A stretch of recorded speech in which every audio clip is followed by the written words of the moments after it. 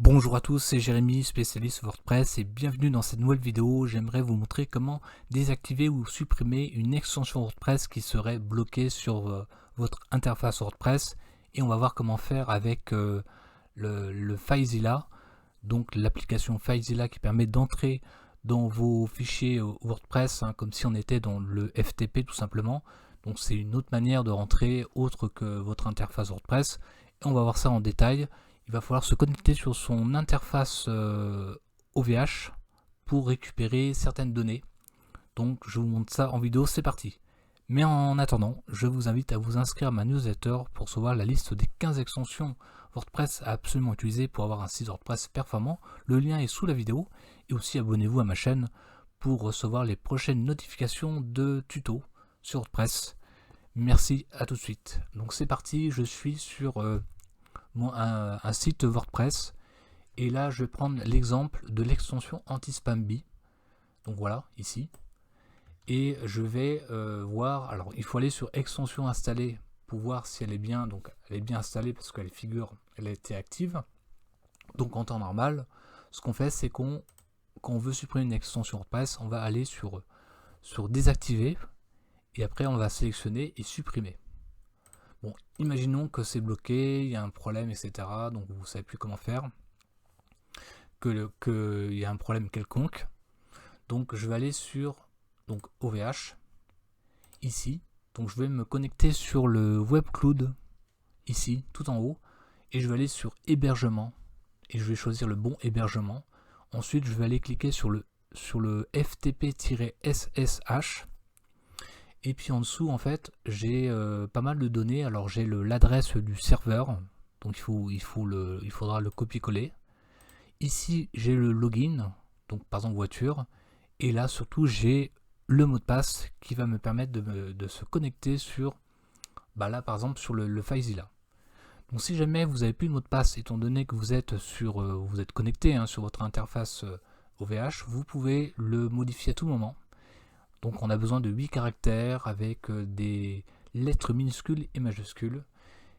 Et une fois que vous modifiez ce mot de passe, il faut des fois attendre quelques secondes avant que ce mot de passe soit opérationnel.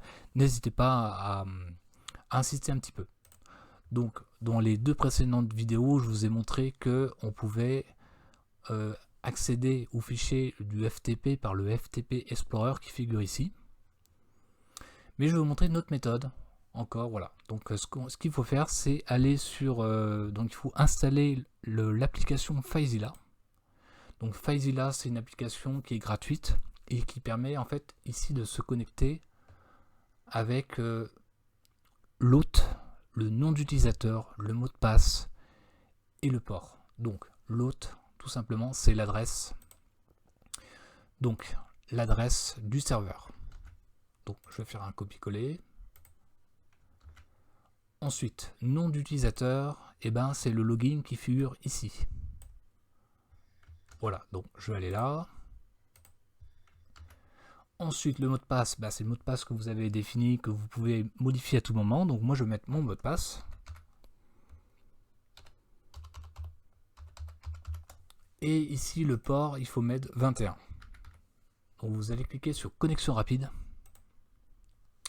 Et là, un petit peu en dessous, on a... Voilà, c'est marqué connexion établie. Ah, mince, alors il y a un petit problème. Je vais réinsister.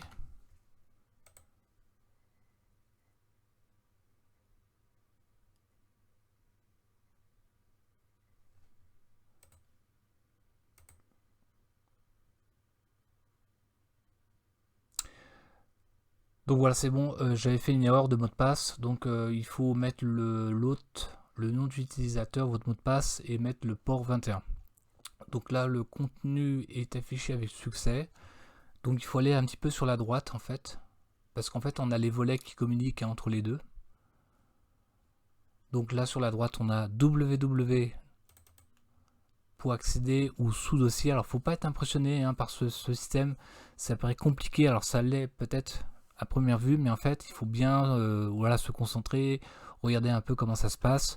Là par exemple on a wp admin, wp content, wp includes, le fichier htaccess très important, et puis sans oublier le wp config.php. Donc nous, ce qui nous intéresse, c'est le WP content. Et là, on trouve ici plugins. Et on retrouve notre anti-spam bee qui est là. Donc, juste pour revenir ici. Alors, pour le supprimer, il faut le sélectionner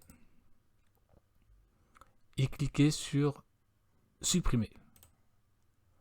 Voulez-vous vraiment supprimer un dossier et son contenu du serveur? Donc, je fais oui.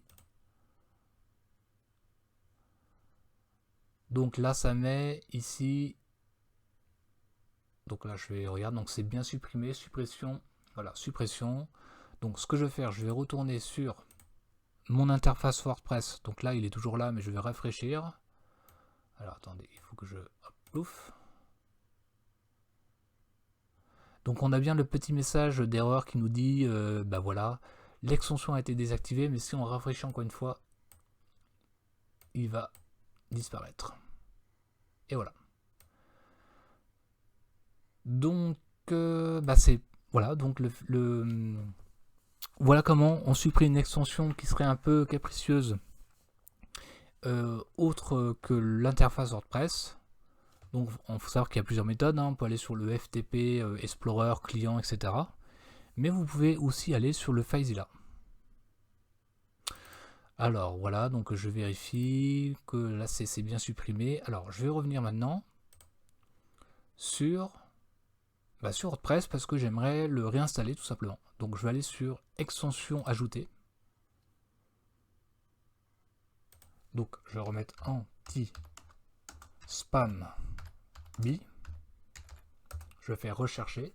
Donc là on est sur la base de WordPress. Donc je vais réinstaller l'extension. Donc installer maintenant.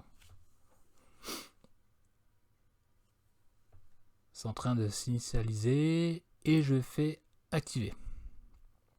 Plouf. Donc là, l'anti-spam bee est revenu et je vais aller sur le FTP pour voir comment ça se passe. Alors là, on voit bien qu'il a disparu, mais je vais rafraîchir. Je reviens sur plugins. Alors je regarde. Alors, il faut peut-être un peu de temps. Plugins.